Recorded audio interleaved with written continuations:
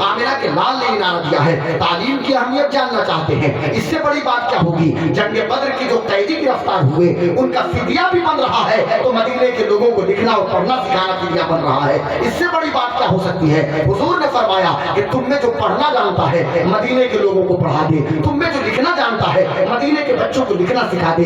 ये कितनी बड़ी बात है मेरे दोस्तों, मेरे बुजुर्गों। लेकिन अभी बात वहीं पे रहेगी, किस तालीम की बात हम करने जाएं? तालीम तालीम का नारा लगाया जा रहा है। अरे तालीम याफ्ता तो डॉक्टर भी था ना, कि जिसने 1000 मरीजों के हार्ट के अंदर पेस मेकर में जो बैटरी डाला था ना, सब एक्सपायरी बैटरी डाल दिया था। वो भी तो डॉक्टर था, तालीम याफ्ता ना, MBBS भी था और MS भी था, कि जिसने किडनी के नॉर्मल मरीजों का किडनी निकाल के बेचना शुरू कर दिया था। अरे वो भी तो शख्स था ना जो सोनोग्राफी के जरिए पैसे ले रहा है, ब्लड टेस्ट के जरिए कुछ पैसे ले रहे हैं, तो कुछ दवा लिखने के नाम पे पैसे ले रहे हैं। वो भी तो एक इंजीनियर है ना, बड़ा तालीम याफ्ता है। बिहार में पुलों का डिजाइन बनाना शुरू किया और इसी 2024 में 10 पुल बिहार के अंदर गिर गए। और जिस पुल पे हमारी गाड़ी चढ़ती है डर बना रहता है कहीं वही उसी इंजीनियर की डिजाइन किया हो पुल तो ना हो, तो वो भी तो एक इंजीनियर मौजूद है। सवाल ये पैदा होता है, एक DM साहब मौजूद हैं, कितने तालीम याफ्ता हैं, कितना स्ट्रगल किया था मुखर्जी नगर जाके या राजेंद्र नगर जाके पढ़ने के लिए, और कितनी तैयारी की थी। लेकिन जब DM के मनसब पे फाइज होते हैं, लोगों को लूटना शुरू कर देते हैं, तो वो भी तो तालीम याफ्ता हैं। एक बैरिस्टर एट लॉ है,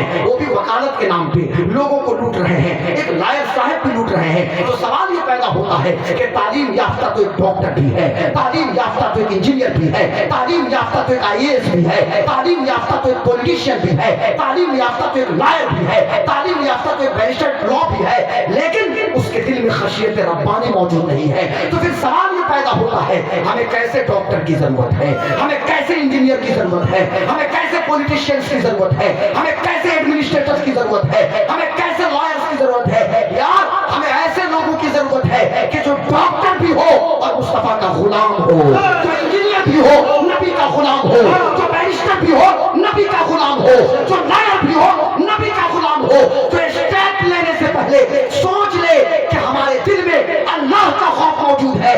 कोई देखे ना देखे, अल्लाह तो जरूर देख रहा है। नारे तकबीर, नारे रिसालत, नारे हैदरी, मसलके आला हजरत फैजाने सरकार बाबू हुजूर हजरत अल्लामा मुफ्ती गुलाम गौस साहब कादरी।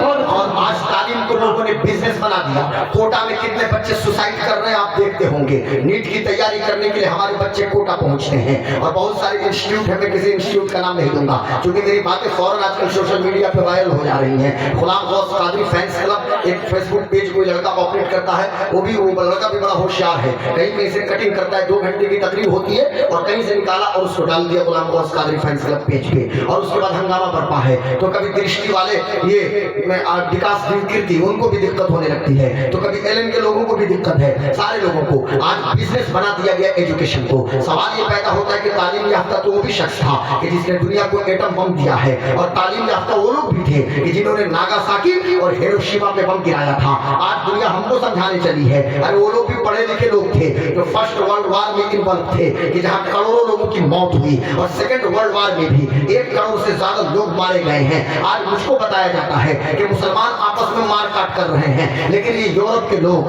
फर्स्ट वर्ल्ड वार में भी वही लोग तो इन्वॉल्व थे सर, और सेकेंड वर्ल्ड वार में यानी द्वितीय विश्व युद्ध में, दूसरी जंग अजीम में वही लोग इन्वॉल्व हैं। आइए जरा कुछ बातें आप भी समझ लीजिए। सब तालीम याफ्ता है, तो फिर किस तालीम की हम बात करें? तो ऐसी तालीम की जरूरत है जो लोगों को सिराते मुस्तकीम पे गामजद करे। ऐसी तालीम की जरूरत है कि जिस तालीम के जरिए मुकद्दस पेशानी अल्लाह की बारगाह में झुके। ऐसी तालीम की जरूरत है कि जिस तालीम के जरिए ये पता चले कि माँ का एहतराम क्या है। अरे हमने तो देखा बड़े बड़े पढ़े लिखे लोगों को अपने बाप का हाथ पकड़ा और लेके चले ओल्ड एज होम में, वृद्धा आश्रम में लेके चले गए। यार आप तो इंजीनियर साहब हैं, आप तो कलेक्टर साहब हैं, अपने अब्बा को ओल्ड एज होम में क्यों पहुंचा दिया, वृद्धा आश्रम में क्यों पहुंचा दिया? अम्मी को धक्का मार के निकालते हुए हमने ऐसे लोगों को देखा। ऐसा है, हमें ऐसी तालीम की जरूरत नहीं है। हाँ, हमें ऐसी तालीम चाहिए कि जो तालीम हासिल करके बच्चा समझ जाए कि जन्नत तो माओ के कदमों के नीचे है, बाप जन्नत का दरवाजा है। ऐसी तालीम तो हासिल करो ना, और उस तालीम की बात करो कि जो तालीम बंदे को अल्लाह तक पहुंचा दे। ऐसी तालीम की जरूरत है कि जिस तालीम के बारे में फरमाया गया, कुल हल यस्तवी लज़ीन यअलमून वल्लज़ीन ला यअलमून, महबूब आप फरमा दीजिए जो लोग इल्म वाले हैं और जो नहीं जानते क्या वो बराबर हैं। और फिर फरमाया गया इन्नमा यख्शल्लाह मिन इबादिहिल उलमा, वही लोग अल्लाह से सही मानों में डरते हैं जो इल्म वाले लोग हैं। इल्म नूर है, इल्म रोशनी है, इल्म तन्हाइयों में रफीक है। इल्म क्या है? इल्म भटके हुए मुसाफिर को सिरात मुस्तकीम तक पहुंचाता है। अगर आप कहेंगे साहब कि बड़े बड़े दानिश्वर वो आगे बढ़ रहे हैं, कोई हवाई जहाज बना रहा है, तो कोई मार्स ऑर्बिटर मिशन के तहत मंगल ग्रह पे पहुंच रहा है, तो कोई चांद पे कदम रख रहा है, लेकिन सुनिए जो इंसान खलाओं में प्रवास कर रहा है अभी अपनी जिंदगी की शब तारीख को सहर नहीं कर सका है, अभी वो टामक टोया मार रहा है।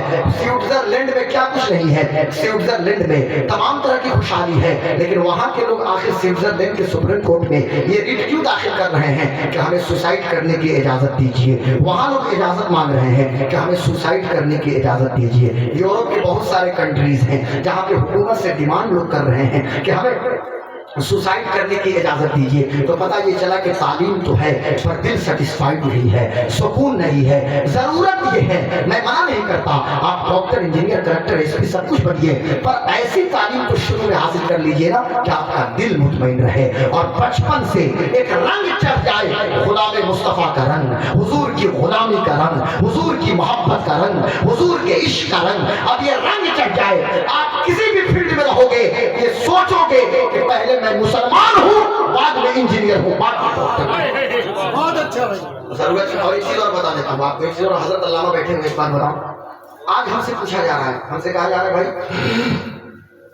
मदरसों में आप सिलेबस में चेंजिंग क्यों नहीं ला रहे हैं। हमसे कहा जा रहा है मदरसों में कि बच्चे, मदरसे के बच्चे टेक्नोक्रेट क्यों नहीं हो रहे हैं।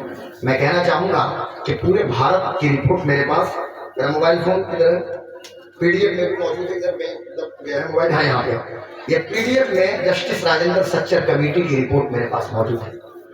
ये रिटायर्ड जस्टिस हैं राजेंद्र सच्चर, और सुनिएगा, हमारी बेटियां बहनें भी सुनेंगी। पूरे भारत में मुसलमानों के सिर्फ 4% बच्चे ही मदरसे में पढ़ते हैं, ओनली 4%, सिर्फ 4% बच्चे मदरसे में पढ़ते हैं। हजरत उन्हीं 4% को मस्जिद का इमाम भी बनाइएगा, स्टेज का खतीब भी बनाइएगा, मौलाना, मुफ्ती, हाफिज, कारी भी बनेंगे, और वही डॉक्टर, इंजीनियर, एसपी, डीएम सब वही बनेंगे 4%। सवाल ये नहीं है कि 4% बच्चे को टेक्नोक्रेट क्यों नहीं बना रहे हो। अरे सवाल तो ये पूछना चाहिए कि 96% बच्चे दीन की बुनियादी तालीम हासिल क्यों नहीं कर रहे हैं।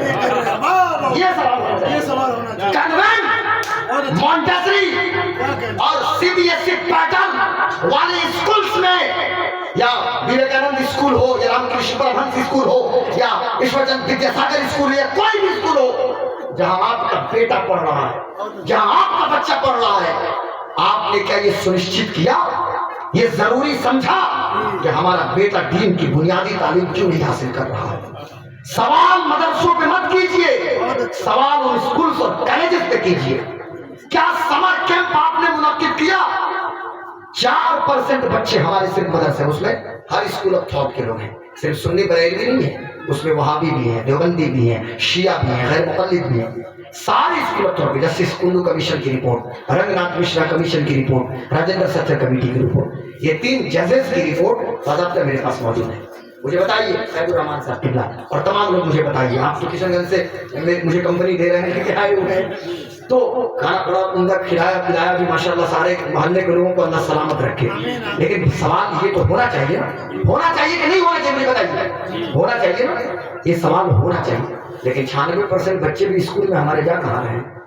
सबसे ज्यादा ड्रॉप रेट है तो मुस्लिम कम्युनिटी का है इंडिया में, मैट्रिक के बाद। मुझे डॉक्टर साहब करेक्ट करेंगे, ड्रॉप आउट स्कूल से ड्रॉप, हमारी बच्चियां, हमारे बच्चे हो रहे हैं मैट्रिक के बाद, इंटर के बाद, और उसके बाद कहाँ हम जा रहे हैं, मुझे बताइए आप। ये तो 4% की बात है। एडमिनिस्ट्रेशन में, मेडिकल शोबे में, लॉ के शोबे में, या किसी भी शोबे में, किसी भी डिपार्टमेंट में हम कितने % करते हैं, हम जा कहाँ रहे हैं। इसलिए खुदा का वास्ता होश के नाखून लो, भारत से बाहर हमें नहीं जाना है।